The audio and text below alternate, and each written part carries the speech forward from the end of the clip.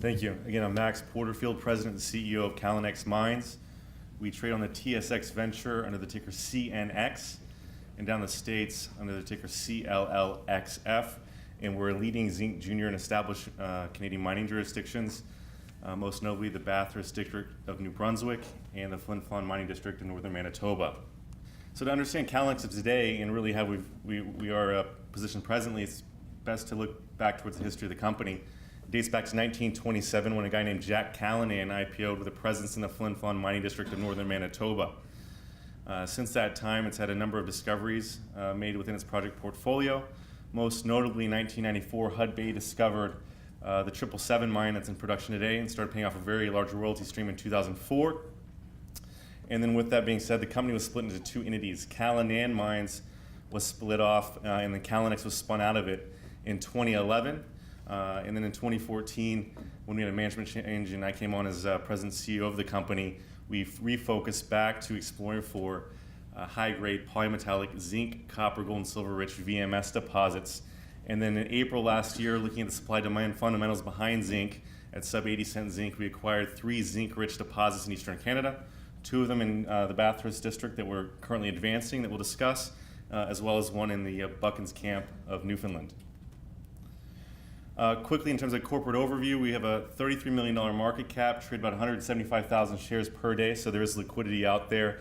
In terms of recent cash position, we have just over $7 million in cash, no debt, and 4 million warrants out that priced at 75 cents per share.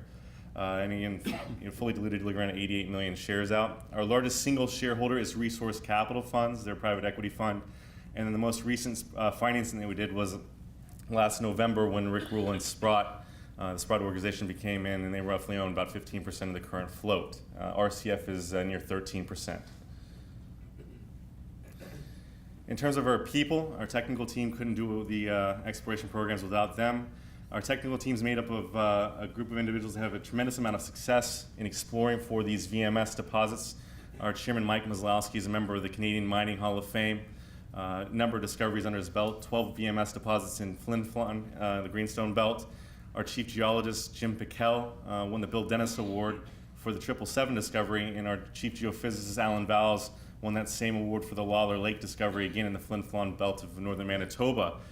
So collectively, they've found and have been accredited with the discovery of 3 of the 4 largest mines in that camp's history, and also come with numerous other discoveries under the, in terms of their experience globally.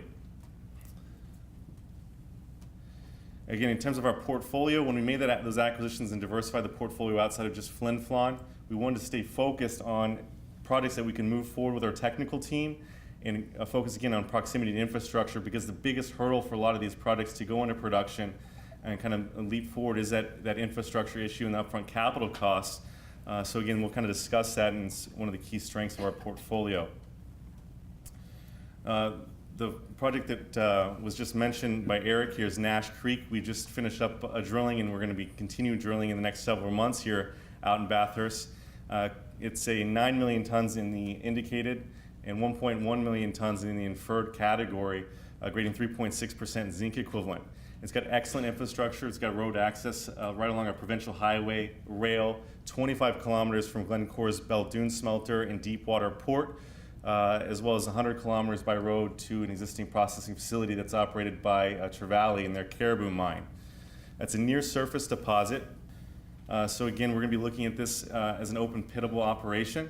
So again, lower operating costs due to that, which makes it unique. If you look at zinc production globally, only 8% of the world's zinc mines are open pittable.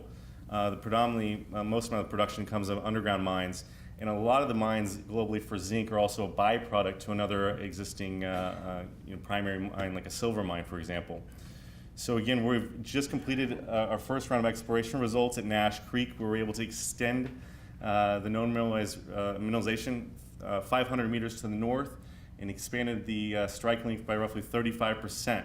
So again, what we're going to be doing here is doing continuous drilling and exploration out there at Nash Creek over the next several months, so that we can include that in an updated resource, with looking to put out PEA on the property as well as our Superjet project out by Q1 of next year. So again, we're very active at Nash Creek, and those are some of the recent exploration results.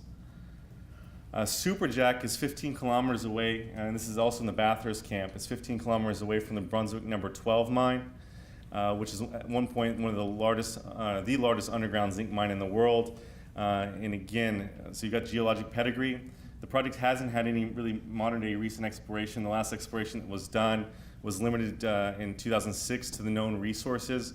So you've got a 3.2 million ton resource grading 4.6% zinc equivalent.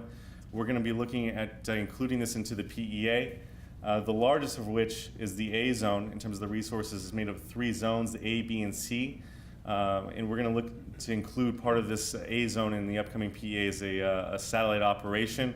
We've also got ongoing exploration here at Superjack and a drill rig turning with the focus of expanding the size of the known mineralization down plunge from the A zone and testing a couple other targets.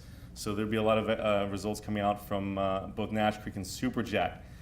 In terms of our properties in Flin Flon, we have a 100 square kilometer land package in Flin Flon. So we've got the largest exploration portfolio outside of Hud Bay's land package. You can see our land package here in red, Hud Bay in blue. Our land package hadn't had modern day exploration on it until we took over and refocused the company on exploring for these deposits in Flin Flon. There is like a pressure point in the sense that Hud Bay's 777 mine is going to be running out of feed to those facilities in 3 years.